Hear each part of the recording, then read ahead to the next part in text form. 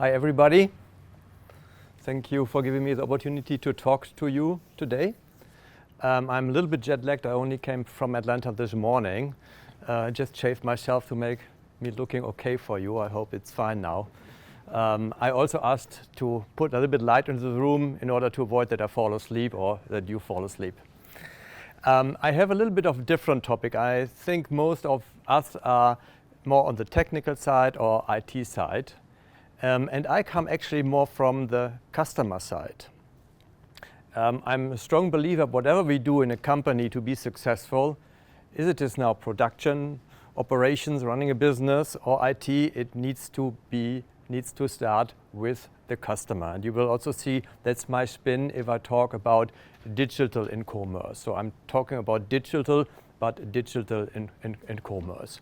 Sounds a little bit like a different animal, but we also had already a little bit of a conversation during lunch. It all fits together and it only becomes strong if not only the operational piece, but also the commercial part are hooked together and are connected. I hope I can give you a little bit of impression. I think I can share a story which is very much based on what we did in Bekaert. Bekaert is the largest wire producer in the world, and if it's wire, if we talk about wire, it's mainly steel wire, but also a strand, which is nearly a cable. Also, we supplied the strand into the overhead power cable, so I know the cable industry quite well. And then Bekaert is also the largest producer in the world for ropes. Which are also nearly a cable or whatever. So let me start now, and I recognized we are a little bit here in the Microsoft environment, and that's also why I would love to start with this slide here. It's a little bit wordy, but not because I put it so complicated, because Satya Nadella said it. By 2025, it is projected that sales and marketing process will involve more proactive engagement than reactive ones, all the way from customer marketing to supply chain. Going forward, every business process will be collaborative, powered by data and AI, and will bridge the digital and physical worlds. So that's a very strong statement, and if you look here to the lower side, then you see it's from 2021, though it's not completely up to date. 2021, this was when this total AI story wasn't yet around, right? It was more or less where everything was more vision, and for example, AI was not far, it was still far away. So I would say he is very right, besides one thing which is not right. And do you know what the one thing is which is not right? Does anybody have an idea? What is not right on that statement? The number, 2025. Because we are in 2025 and we are not there yet. We are not there yet what he predicted. I'm sure we will get there, but today we are not there yet. This statement is for B2B, and we heard already, I think you said it, that the packaging industry is further, or who said this? I'm not sure if you said that. In this total digitization, I believe the wire and the cable industry is more on the side behind of this digitization. Chemical industry is much further, pharmaceutical industry much further, but the wire and cable industry is I believe, rather behind. And there's a big gap also between what kind of wire and cable company you're talking about. I'm coming from North America. I know the North American wire and cable industry rather well, and you see some very wild places there. And if you talk about digitization, they don't know what you are talking about, right? So, but okay, that's Microsoft before AI. He was right, but not with the date. But now let's look at this one. I asked now just because, of course, I'm using Microsoft Copilot. For me, it's a great tool. I just ask, okay, where is now the wire industry regarding digital and commerce? And what the thing just said, and I just copy-pasted, is the wire and cable industry is beginning to adopt digital commercial solutions, integrating e-commerce platforms, CRM systems, and online marketplaces to modernize sales and customer engagement. However, careful. Adoption remains uneven, with industry leaders like Nexans making significant strides while others continue to rely on traditional sales channels. Not sure why AI took now Nexans. I don't know Nexans. I don't know if this is true or not or whatever. But I think that's very much what I also feel. There is a big difference on where companies are on this stage. And I think what your company said, what you said before, you're obviously already quite far in this, but a lot of machine manufacturers are not. Yeah, there's a difference. So why is this change coming? Why can we be sure that the change is coming? Because in our industry, in the wire and cable industry, various things are happening. So first of all, and I'm talking now more from the commercial side, customer want fewer routine visits. So the old time where you had these account managers and they're visiting their customers, it's over. It's still happening quite a bit, but in general, it's over. And I will come back to this and explain you a little bit more why this is over. Customers want to have a seamless after-sales experience with online access to relevant information. Not everybody is there, but, and that's for me the most important point, there's no reason to believe what you all used in B2C, in your consumer world, is not going to happen in the B2B, in the business-to-business world as well. There is no reason. If somebody can say, well, I believe it's not going to happen, I would love to hear it. It will take longer, but it will be the same normal as we have it today in our consumer life. If you order from Amazon or wherever, where you order, you see immediately where the product is, where you know when it's supposed to arrive, when you follow the logistics stream, when you have an announcement if it's at your place. This will be normal for everybody in the B2C and in the B2B world. Customers inform themselves online about the offering. That's happening already today quite significantly. The old day, the sales guy was going to the customer, presenting the product, explaining the product. The customer wasn't there, perhaps not the right person was there, so he was coming back 2 weeks later doing the same kind of pitch, the same story. That's over. The customers will get are much more educated because they find and they want to find much more information in advance about the product. They don't need your teaching anymore as it used to be. Then, similar to what I said to Amazon, digital online interfacing with the customer becomes a new normal. Not everybody is there yet. If I'm walking around with my speech, then people often say, yeah, but this is B2C and this is Amazon and our world is different and so on. But it's only at this moment like that. It's changing. Need of capacity of commercial, of customer front end to focus on value add activities with the customer.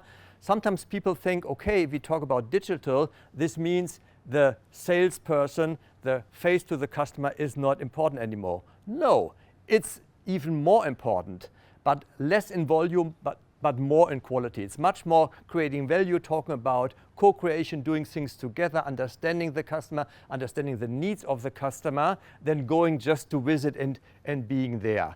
The time is needed of this people to really work with the customer on new things, on special things, on value creation. Move to a market-in organization. The wire and cable industry is, and I'm coming from it, very, very technical driven, very engineering driven. A lot of people are in engineering, but it's clear, like it's happening in all successful B2B areas, it's moving towards market. Yeah? The winners will be which are close to the market, not which are close to the technology. You need to have the technology, and that's a strength of the industry, but at the end, the differentiation is coming from who is really close to the market. Then, of course, we heard this AI as support tools for external, internal sales marketing with enormous potential for customer experience efficiency. Everybody is talking about this. Microsoft is talking about that. They are really on a very, very early stage.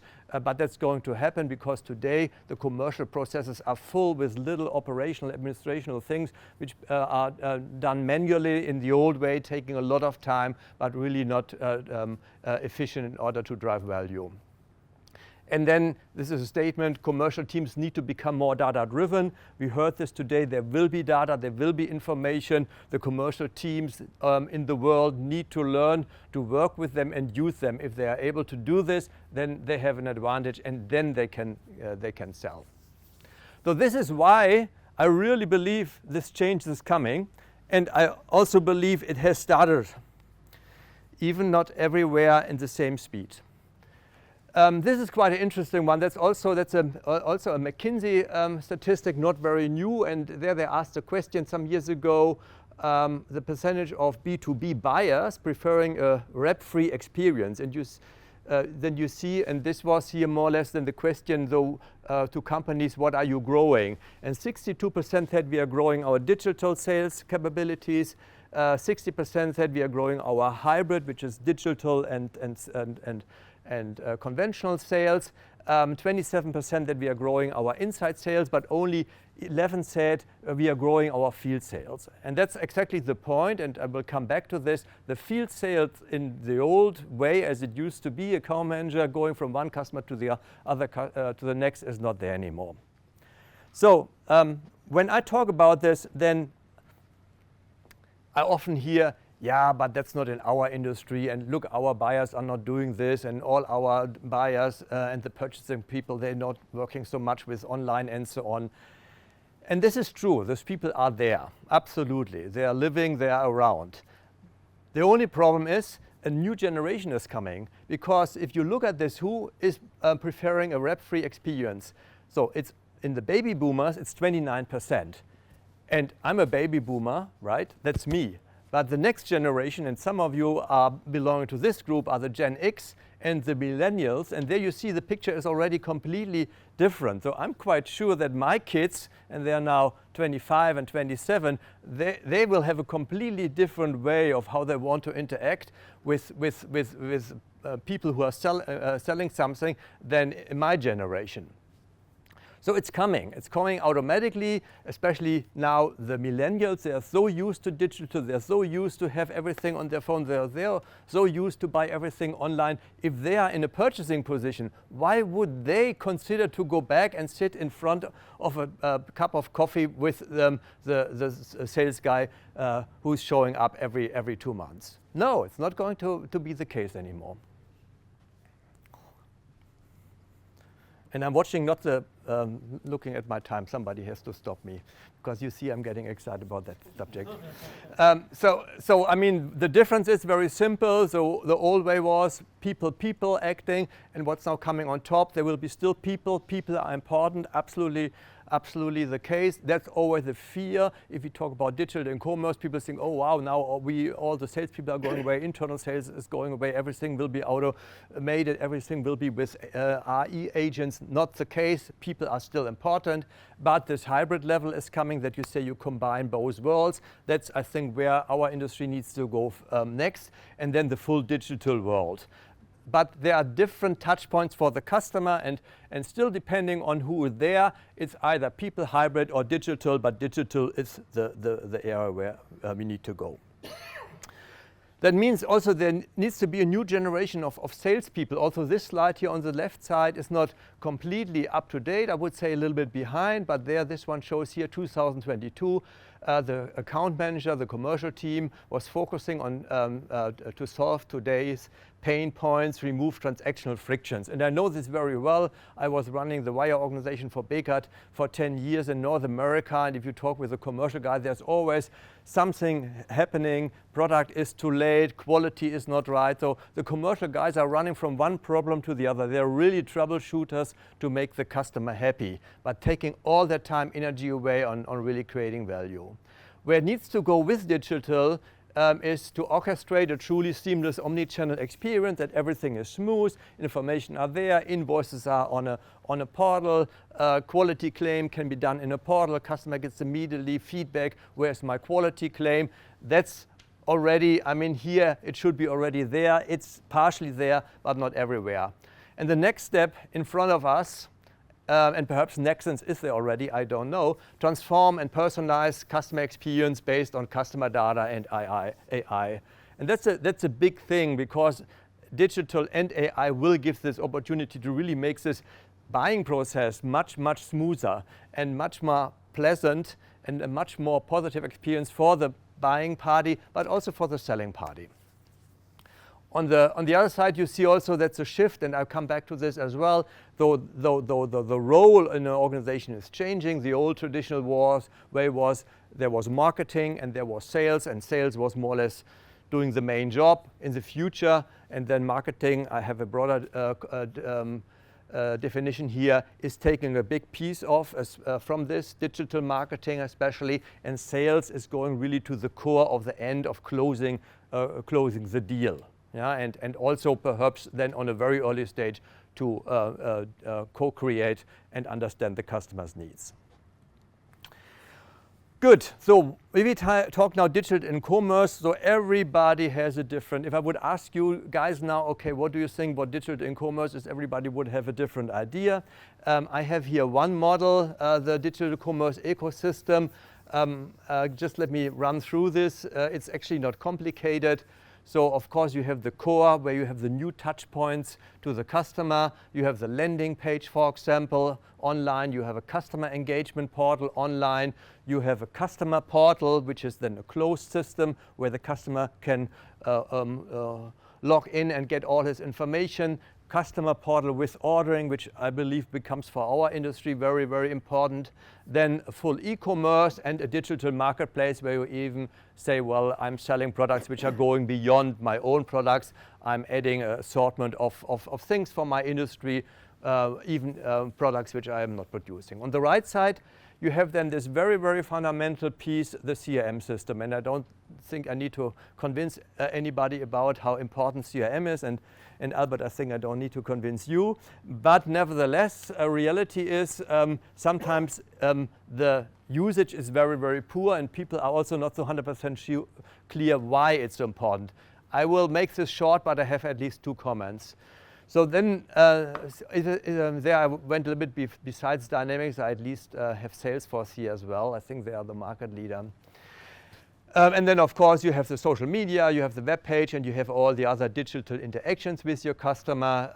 Then you have your supply chain systems, you have your production planning, and then you have the EDP system where you have all the master data sitting. Everything has here to be hooked together and connected together. This was our conversation today, right? This thing is only flowing if it becomes one story. If all this middle piece is owned by marketing, and those people is owned by the IT department, or this is owned by production, this by marketing, and this by IT department, then it's not working. So you have to find a way in an organization to bring this together. And it could be, for example, that you say you have a very strong central IT. But that's a completely different story and not my story of today. Also here, I don't want to spend too much time, but and I don't want to go now in all the explanation, what is now a customer portal, what is a landing page, and so on, but all have different purposes. You can differentiate them between, is it for existing customers, is it for new customers, is ordering included? Ordering sounds a simple word, but it's very important, because if you have ordering included, then you really have the fundamental business process as part of your system. Though the customer is buying through it. It's not just data, not just information. And then, is it only your product or is it other products? Also, the purpose is very, very different. You can differentiate there on the growth side, drive customer experience. But then, even more important, find new customers and define and find new business models if it's going in the digital direction. And on the efficiency side, you can say improve internal processes or improve commercial decisions. And for example, if you take this very simple landing page where the customer just goes on a special page which is related to your product and your industry. You find basic information. The customer is landing with you, so he learns a little bit about what you're doing, about your products. That's it. Then he compares with others. Or if you go then all the way to e-commerce, where the customer really can, like Amazon, buy even a standardized cable online. Very important, as I said, this piece here, this reordering in a closed environment. It's an existing customer, but the customer can go in and buy products from the portal.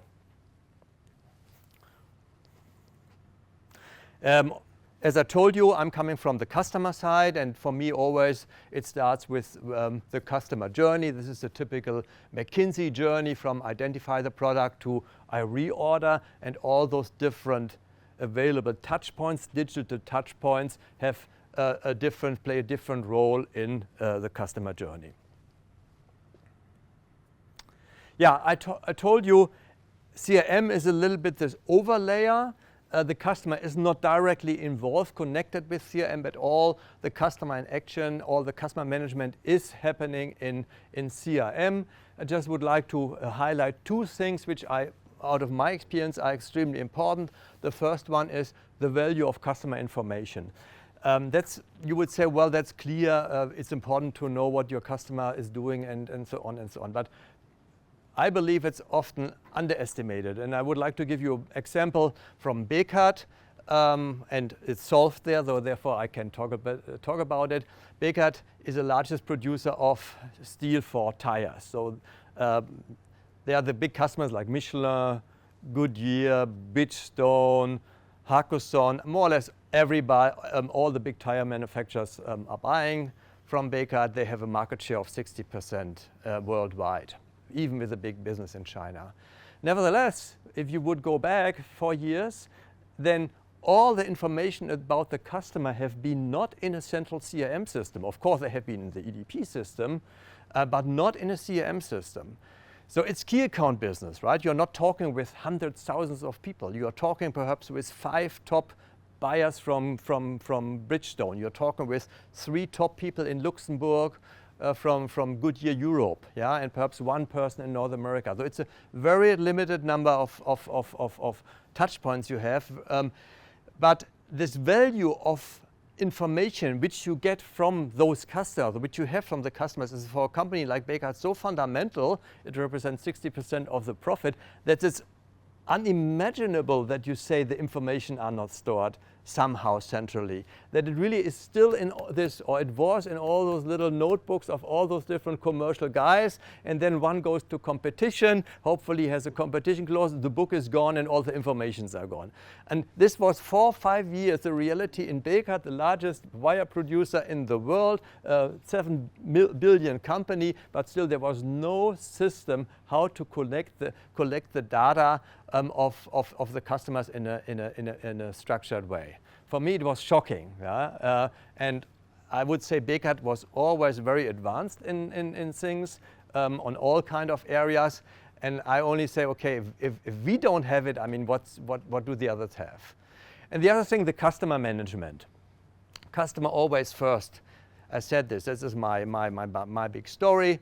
But you have to manage the customer. You have to have a segmentation. You need to know where you want to go with the customer. You cannot just wait until the customer makes the next call and says, yeah, I need more product or I need a different product. No, you have to drive it. You need to set a target. For example, going back to the Bekaert example, it's a bit extreme. If you have a customer like Bridgestone worldwide, you have a market share of, let's say, 30%, then you need to have a clear vision. Where do you want to go with that customer? And there's only one place where this is defined and written down and accessible to the organization. It's in the CRM system. If you say, no, we want to grow our market share from 25 to 40% in the next 3 years, and these are the main actions, this needs to be defined in CRM, that you have one central place where it stands, where it stays, and where the entire organization is able to understand and know and to follow.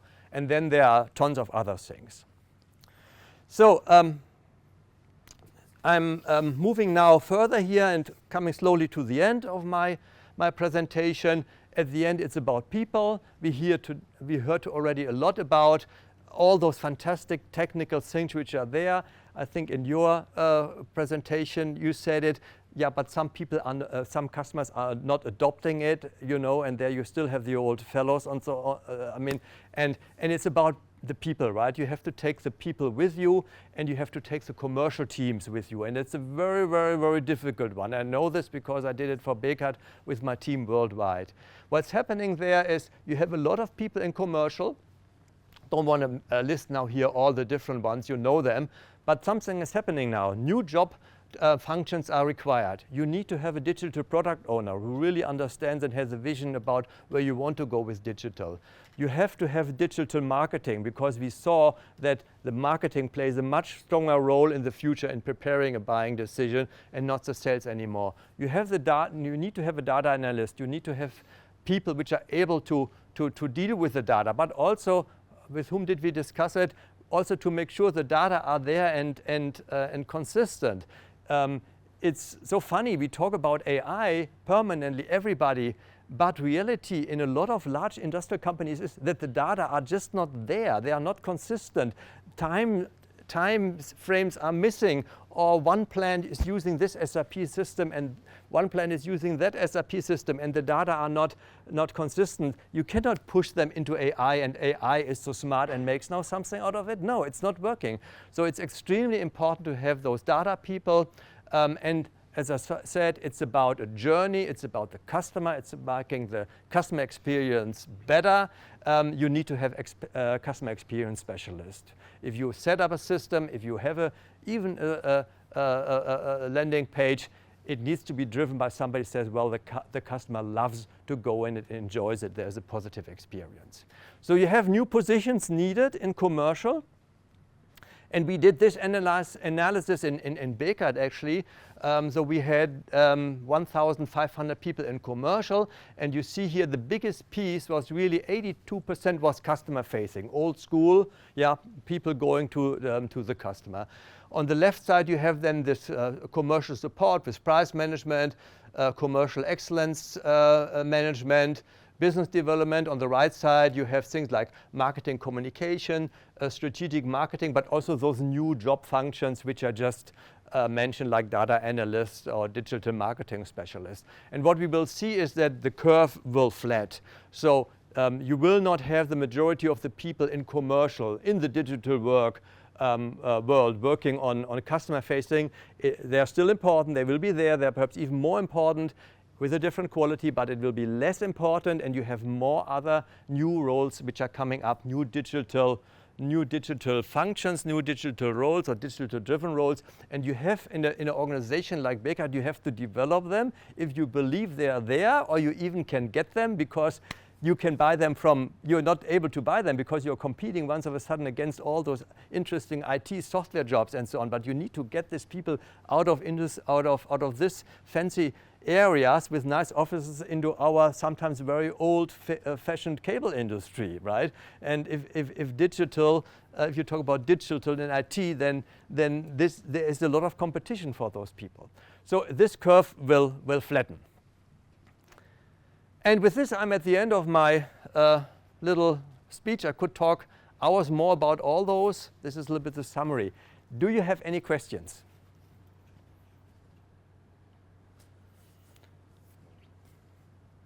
First of all, on the two previous slides, I would change, as it said, today and tomorrow. I think it's yesterday and today. You are right.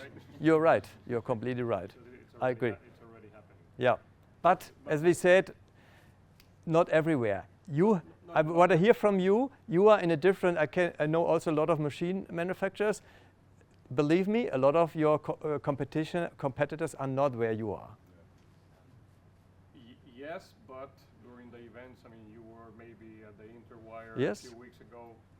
You know, a lot of the sessions that they dedicated during the symposium, during the conferences, was actually, a lot of the sessions were my point is, and I went through this on the commercial side, it's a lot about talking, but really bringing it into the reality, taking the people with you. That's the difference. If you have operators and they're already struggling to have this simple screen where they have yes, no, yes, no, yes, no, yeah, and then you say, well, here is your AI agent, and ask a smart question, and then you get that graph. I mean, that's not happening. Not everywhere happening. You need to build it. So the people have to follow. And we are, and I think, advanced, and we are in this dream world, and we know where it's going. But the reality in the wire and cable industry is sometimes so poor, which is shocking. Yeah. You know. And then my question. Sorry for being so blunt. My question is, so you mentioned several times that you have experience with the end customer because you're coming from Becker, right? Yeah. What differences would you consider when implementing new processes or tools, or when hiring new people, between the machinery user and the manufacturer? Or do you like both sides have the same requirements? I think they both have the same requirements. If I think about your company, 10 years back, Frigerio was a very well respected, rather traditional, family-owned machine factory, and nobody was thinking too much about digital. You guys took the opportunity and obviously do now something with this, but there are a lot of others which are still in that same role. And if I talk about digital people, you will most probably have the same problem if you say, I hire you for Frigerio and you work in our environment with the machine manufacturing, or if you have the chance to work for, I don't know, Deloitte and work in this nice high tower there in Milano, then most people would say, well, I think I go there, you know? And that's the same challenge, and we as the producers have the same kind of problem. We were talking about this at lunch, during lunch, because Yeah. It's not sexy for the, No, it's for not. the young guys. Yeah. Drive 40 minutes away from Milan to Yeah, go to a absolutely. machine manufacturer. Yes. On the other side, I'm really, and I feel this already, because something is happening in the wire and cable industry. I mean, it's a fascinating industry because it's so broad and it has so many aspects. And you see also at the Interwire, you saw it, you see it at the Düsseldorf show. I mean, it's not only gray, right? I was impressed actually when I started my own consulting business. I'm from Düsseldorf. And I always went with Bekaert there, and I saw always the Bekaert world. But then I went freely through this one hall after the other, and said, wow, this is really a cool industry. I didn't see it. I really want to work further for this industry because there's so much nice stuff. It's something that we're using to attract young talent. We tell the complete story. Mm-hmm. We don't tell them about, oh yeah, we manufacture wire drawing machines. Yeah. That's very boring. Yeah. We tell them that machine manufactures cable, then goes into a submarine cable that powers Absolutely. data centers that are running the AI that you Absolutely. use at home Absolutely. to order from Amazon. Absolutely. Or play video games. Or Absolutely. So that you make it sound cooler. I couldn't agree more. I couldn't agree And more. it becomes more sexy than Deloitte. Mm-hmm. Yeah, and because at the end it's more sexy. It's more sexy in Deloitte because you have a product, you have a soul, you have a history, but people don't know. Thank you so much. Thank you. Thank you.